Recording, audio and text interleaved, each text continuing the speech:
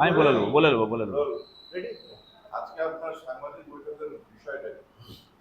আপনারা অবগত আছেন, গত 4 তারিখে আমি হাইকোর্টের দ্বারস্থ হয়েছিলাম মেদিনীপুরের বিল্ডিং সংক্রান্ত মেদিনীপুর পৌরসভার যেসব দুর্নীতি হচ্ছে, প্রায় 1000 বিল্ডিংয়ের দুর্নীতি হয়েছে কয়েকশো কোটি টাকা।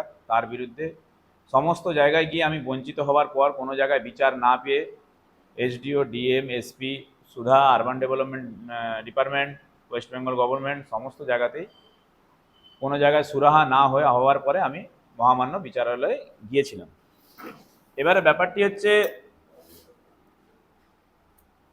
হঠাৎ কালকে আমি দেখি যে আমি 405টা বিল্ডিং প্ল্যান আপনাদেরকে আমি বলেছিলাম যে 405টা বিল্ডিং প্ল্যান প্রত্যেকবারই এরকম ওরা পাস করছে এবং সেখানে আমি বিরোধিতা করছি। তা সত্ত্বেও ওনারা বারংবার ওই বিল্ডিং প্ল্যান যখন নিয়ম মেনে তো হচ্ছেই না এবং বোর্ড মিটিংয়ে প্লেস করছেন। 30/5/2026 তারিখে একটা 405টা বিল্ডিং প্ল্যানের পাস করার জন্য একটা বিওসি মিটিং ডাকা হয় 9/6/2026। এই সেই কাগজ, এই কাগজটা আমার কোর্টে প্লেস করা আছে। পরবর্তীকালে এর 405টা বিল্ডিং প্ল্যান যখন আমি অফিস থেকে বের করলাম তখন দেখলাম 405টা 410 হয়ে গেছে। 410-এর মধ্যে একটা মজার জিনিস দেখতে পেলাম, একটা বিল্ডিং ওই লিস্টেই আছে 63 নম্বরে, 25/5/2026, 25/5/2026, ডেটটা মনে রাখবেন। পরিবর্তনের পর, নতুন সরকার আসার পর এই প্রসেসটা কন্টিনিউ চলছে, তৃণমূলের আমলেও চলেছে এবং বর্তমান শাসকের আমলেও চলছে। জিরো টলারেন্স বলা হচ্ছে, কিন্তু এখানে দেখা যাচ্ছে যে সেই একই রকমভাবে ইলিগ্যাল বিল্ডিং প্ল্যান পাস হচ্ছে। 25/5/2026 তারিখে একটা বিল্ডিং প্ল্যান দেখলাম ওই বিল্ডিংয়ের মধ্যেই, যেটির নাম হচ্ছে সৌমেন খান এবং সেখানে ডিজিটালি সিগনেচার করছেন চেয়ারম্যান সৌমেন খান। ভালো কথা, হতে পারে ওনার নিজের নামে। এইখানে 25/5/2026-এর যে বিল্ডিং প্ল্যানটা বেরিয়েছে তার নাম্বার হচ্ছে SWS OBPS oblique 1606/2026/0205, dated 25/5/2026, is valid for residential purpose. Valid for residential purpose মানে জনগণের বসবাসের জন্য, সাধারণ পাবলিক বাড়ির জন্য। বিল্ডিং প্ল্যানটাই যখন ঢুকা যাচ্ছে পারমিটে হচ্ছে রেসিডেন্সিয়াল পারপাস, আর বিল্ডিং প্ল্যানটা যখন খোলা যাচ্ছে তখন দেখা যাচ্ছে the plan showing for proposed first, second and third floor over existing ground floor commercial building of Somen Khan, son of late Madan Mohan Khan at mouza Bibiganj, jail number 180। তাহলে পারমিটে বেরালো রেসিডেন্সিয়াল এবং প্ল্যানে বেরাচ্ছে কমার্শিয়াল। এবং কমার্শিয়াল বিল্ডিং করতে গেলে 40% গ্রাউন্ড কভারেজ লাগে, মানে আপনার যদি 100 স্কোয়ার মিটার জায়গা হয় 40 স্কোয়ার মিটার জায়গায় আপনি কমার্শিয়াল বিল্ডিং করতে পারেন। তিনি করেছেন কত? তার টোটাল জায়গা 247 স্কোয়ার মিটার, উনি করেছেন 221 স্কোয়ার মিটার, হবার কথা 128, মানে যেটা হবার কথা পারমিসেবল গ্রাউন্ড কভারেজ তার ডবল হয়েছে। কার প্ল্যান? চেয়ারম্যান সোমেন খানের। কে স্যাংশন করছে? চেয়ারম্যান সোমেন খান, তার নিজের নামের বিল্ডিং প্ল্যান, বিবিগঞ্জ, জেল নাম্বার 180। যখন এটির আবার ট্যাক্সের কাগজে দেখা যাচ্ছে ট্যাক্স হচ্ছে কোয়ার্টারলি 75 টাকা এবং জায়গার ক্লারিফিকেশন আছে কারখানা। আমরা বাংলার ভূমিতে যখন গেলাম আজকের ডেটে, সেখানে গিয়ে দেখছি ওই খতিয়ান 1086, সেখানে রায়তের নাম লেখা আছে মেসার্স ঋষিকেশ কুন্ডু অ্যান্ড মদন মোহন কুন্ডুর পার্টনার, রায়তের ধরন লেখা আছে ট্রাস্টি।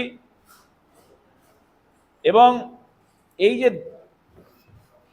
প্ল্যানে যে দাগ নাম্বারগুলো দেওয়া আছে, প্লট নাম্বারগুলো 287, 279, 286, 288, 286 এবং 87 আজকের ডেটে দেখা যাচ্ছে কারখানা ক্লারিফিকেশন, এবং 2188 হচ্ছে দেবস্থান। তাহলে দেবস্থানে ঘর হতেই পারে, দেবতার ঘর হবে। সোমেন খান কবে থেকে দেবতা হলো? যে দেবস্থান 2188, জেল নাম্বার 180, 2188 প্লট নাম্বার, দেবস্থান উল্লেখ করা আছে। আজকের ডেটে বাংলার ভূমি ও খতিয়ান, বাংলার ভূমি খতিয়ান ও দাগের তথ্য এইখানে পাওয়া যাচ্ছে আজকের ডেটে 8/8/2026। তাহলে জায়গার রেকর্ড দেবস্থানের নামে, জায়গার ক্লারিফিকেশন হচ্ছে, রায়তের ধরন হচ্ছে ট্রাস্টি, রায়তের নাম লেখা আছে মেসার সিসিকেশ কুন্ডু অ্যান্ড মদনমোহন কুন্ডু, খতিয়ান 1086, দাগের লেখা আছে কারখানা এবং দেবস্থান। তো সেই জায়গায় সোমেন খান কি করে মালিক হলো?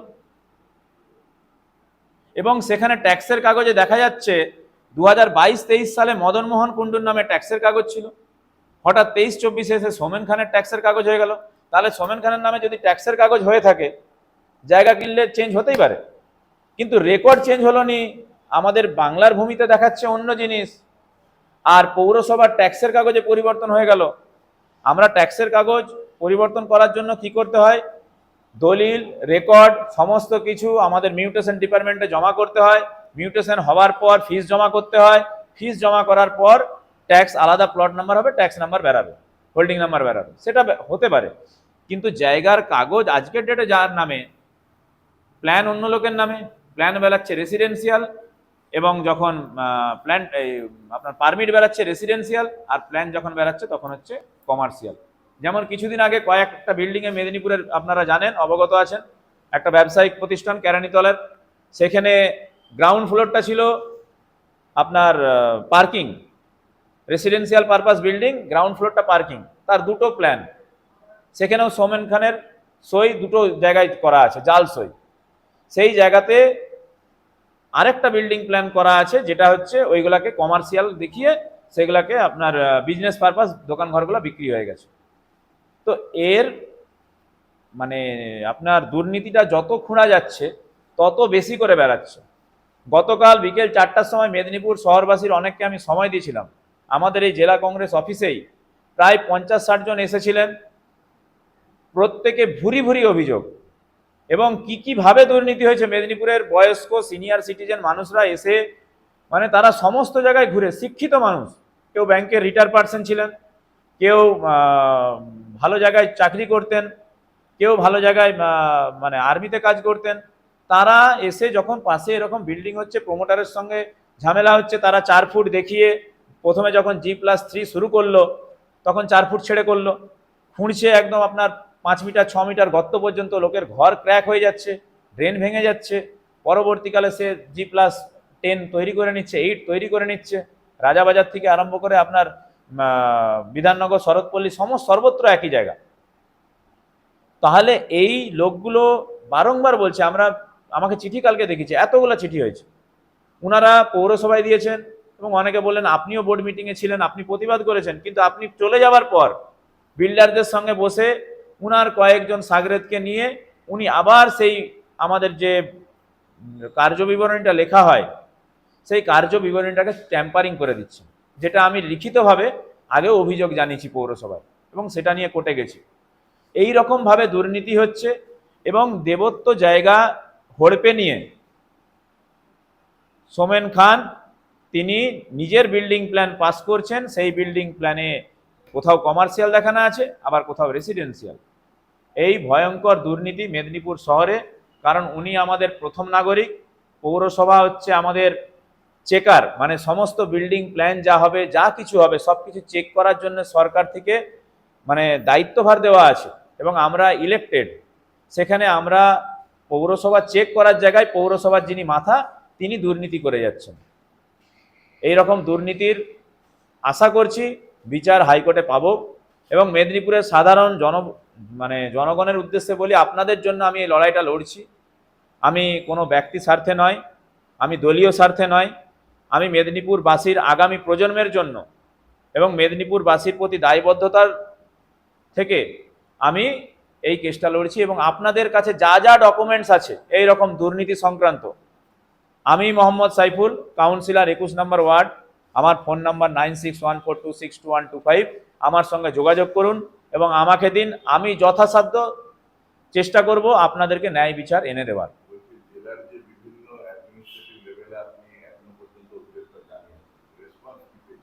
রেসপন্স ওই যে আপনার চিঠিতে আসছে বারবার, টেক এ নেসেসারি স্টেপ, হ্যাঁ, মানে ব্যাপারটা দেখে আপনারা যথাযথ ব্যবস্থা নিন, এইরকম আর কি। মানে ওই আমার চিঠিটাকে ফরওয়ার্ড করে দিচ্ছে, ফরওয়ার্ড করে বলছে আপনারা এটা দেখুন। আপনার মনে হয় তৃণমূলের ভালো তৃণমূল ভালো ছিল, খারাপ তৃণমূল হয়ে যাওয়ার পর এর এগেনস্টে কোনো পদক্ষেপ নেওয়া হতে পারে? দেখুন, সবাই তো ভালো তৃণমূল। আমি মামলাটা করেছি জনস্বার্থে। আমি রাজনৈতিক বক্তব্য এখানে রাখছি না। কে ভালো তৃণমূল কে খারাপ তৃণমূল আপনারাই জানেন। কে কাকে বলেছিল 4 তারিখের পর ডিজে বাজাবে, কে কার সঙ্গে আবার ছবি তুলছে, এগুলা অনেক যারা আশা নিয়ে ভোট দিয়েছিলেন, যারা সরকারে এনেছিলেন, তারাও আশাহত হচ্ছেন, আমরাও আশাহত হচ্ছি। কারণ আমরা ভেবেছিলাম যে সরকার আসার পর একটা সুরাহা হবে, কিন্তু যারা এরকমভাবে জায়গা জমি হড়পে রেখেছে এবং দুর্নীতি করেছে, তাদের তো সত্যি কথা বলুন তো, তারা কখনোই শাসক দল ছাড়া বাঁচতে পারবে না। তারা সবসময় চাইবে শাসক দলের শেল্টারে থাকতে, কারণ শাসক ছাড়া এদের স্থান হবে কারাগারের পেছনে। এবারে শাসক দলকে এরা বিভিন্নভাবে তুষ্ট করার চেষ্টা করবে, এবং শাসক দলের সবাই তো খারাপ হবে না। বিভিন্ন সময় সব রাজনৈতিক দলে কিছু ভালো ব্যক্তি আছেন, কিছু খারাপ ব্যক্তি আছেন। আমাদের মাননীয় মাননীয় মুখ্যমন্ত্রী শুভেন্দু অধিকারী কিছুদিন আগেই বলেছিলেন যে মেদিনীপুরে টাকা আসছে কোথা থেকে, এ টাকার উৎস কি, এবং তিনিও জানেন ভালোভাবে। তার হয়তো এখন বিভিন্ন কাজের চাপে হয়তো ভুলে গেছেন। আপনাদের মাধ্যমে দৃষ্টি আকর্ষণ করতে চাইছি, উনি যেভাবে জিরো টলারেন্স বলছেন এবং উনি যেভাবে দুর্নীতিটা মেদিনীপুরে জানেন, আশা করি আমাদের মুখ্যমন্ত্রীর উপর আশা রাখছি।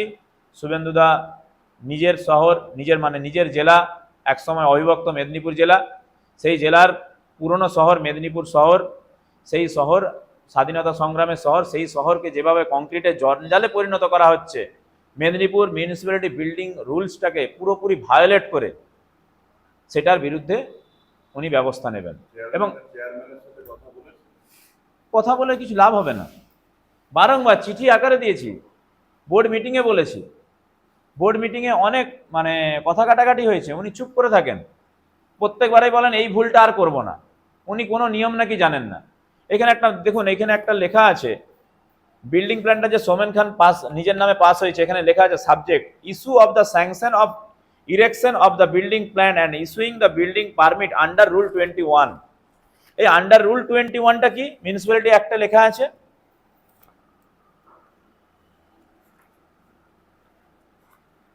আন্ডার 21-এ লেখা আছে, ওয়েস্ট বেঙ্গল মিউনিসিপ্যালিটি অ্যাক্টের 21-এ কোথাও লেখা নাই চেয়ারম্যানের কথা, এখানে লেখা আছে board of councillor. Board of councillor shall buy written order, board of councillor written order দেবে, তারপরে এই বিল্ডিং প্ল্যানটা পাস হবে। আপনারা চেয়ারম্যান সাহেবকে জিজ্ঞাসা করুন 25/5/2026-এর আগে কবে বিল্ডিং প্ল্যানটা পাস হয়েছে, কোন বোর্ড মিটিংয়ে পাস হয়েছে, এবং যদি পাস হয়ে থাকে তাহলে বোর্ড মিটিংটা কল করলেন কেন 30/5/2026-এ? চেয়ারম্যানের বিরুদ্ধে এর আগেও একটা অভিযোগ উঠেছিল, যে কারণে পুরসভার যে একাংশ, বোর্ডের যে একাংশ, তারা বিক্ষোভ রেখেছে। চেয়ারম্যান সমস্ত সিদ্ধান্ত নিজে নেন, বোর্ডে কারোর কথা শোনেন না। এই বিষয়টা কি বলবো? দেখুন, এইখানে আমাদের বোর্ড অফ কাউন্সিলর সমস্ত রুলসে লেখা আছে, বোর্ড অফ কাউন্সিলর 25 জন কাউন্সিলর, সংখ্যাধিক্যের জন্য তারা ভোটাভুটি করতে পারেন। কোনো বিষয়ে দ্বিমত থাকলে 13-12 যারা 13 জন একদিকে ভোট দিলেন তারা সেই সিদ্ধান্ত নিতে পারেন, কিন্তু আইনের বাইরে কেউ কোনো সিদ্ধান্ত নিতে পারেন না। সমস্ত বিল্ডিং প্ল্যান পাস হওয়ার কথা বোর্ড অফ কাউন্সিলরদের মিটিংয়ে আলোচনার পূর্বক এবং আলোচনার সাপেক্ষে, এবং এই ওয়েস্ট বেঙ্গল মিউনিসিপ্যালিটি অ্যাক্ট অনুযায়ী। তিনি মিটিংটাই কল করেননি, তিনি নিজে চিঠি দিয়ে আপলোড করে দিয়েছেন। আমাদের দায়িত্বভার উনি কি করে নেবেন? এই এখতিয়ার নাই তো ওনার কাছে, ওই জন্যই তো আমি কোর্টে গেছি। উনি নিজে কিছু করতে পারেন না। বোর্ড অফ কাউন্সিলরের সিদ্ধান্ত এক্সিকিউট করার জন্য চেয়ারম্যান নিজের সাইনটা করতে পারে। যখন বোর্ড অফ কাউন্সিলর সিদ্ধান্ত হয়ে গেল যে এই বিল্ডিং প্ল্যানটা ছাড়া হবে, তখন চেয়ারম্যান ওটাই সাইন করতে পারেন আমাদের প্রতিনিধি হিসাবে। এবং এইখানে একটা প্রশ্ন চলে আসছে যে উনি তাহলে সমস্ত কাউন্সিলরকে ফাঁকি দিয়ে এই যে আপনার অনেক বিল্ডিং এ দেখবেন বিল্ডিং প্ল্যানটা পাস হয়নি, বোর্ড মিটিং এ পাস হয়নি, কিন্তু বিল্ডিং প্ল্যানটাও ছেড়ে দেওয়া হয়েছে এবং বিল্ডিং এর কমপ্লিশন সার্টিফিকেটটাও দিয়ে দেওয়া হয়েছে। এই কমপ্লিশন সার্টিফিকেটটা আমাদের ইঞ্জিনিয়ার যারা আছেন পৌরসভার পিডব্লিউডি সেকশনে, তারা যাবে দেখে আসবে, তারা একটা সার্টিফিকেট ইস্যু করবে, তারপরে চেয়ারম্যান দেবে। সেটাও কিন্তু বোর্ডে আলোচনা হয়। আপনারা জিজ্ঞাসা করবেন যে কোনো ইঞ্জিনিয়ারকে ধরুন যে আপনার কমপ্লিশন সার্টিফিকেটে সই করেছিলেন, কোনো পৌরসভা যতগুলো ইঞ্জিনিয়ার আছে আপনারা ধরুন কাউকে, তারা বলবেন না, চেয়ারম্যান নিজেই করে দিয়েছেন। তাহলে উনি যখন নিজেই পারমিশন দিচ্ছেন, নিজেই সই করছেন, নিজেই কমপ্লিশন দিচ্ছেন, মানে দুর্নীতিটা কত বৃহৎভাবে, মানে মেদিনীপুর শহরে যত বিল্ডিং উঠেছে ইললিগ্যাল, যত প্ল্যান পাস হয়েছে, সবার মাথা একজনই, সেটা চেয়ারম্যান এবং এক্সিকিউটিভ অফিসার। এক্সিকিউটিভ অফিসার হচ্ছে নোডাল অফিসার, উনার আইডিতে ফার্স্টে কোড নাম্বারটা আসে। চেয়ারম্যান এবং এক্সিকিউটিভ অফিসার মিলিতভাবে এই চক্রটা চালিয়েছেন। আনুমানিক কত টাকার কয়েকশো কোটি টাকা দুর্নীতি। রাজ্য রাজনীতিতে এই মুহূর্তে শীর্ষস্থানে আছে টুডুমাত্র। তৃণমূলের সরকার থাকাকালীন হঠাৎই মেদিনীপুরে আবাসে রাজা দিঘির পারে এক কন্ট্রাক্টরের বাড়িতে ইডি হানা দিয়েছে।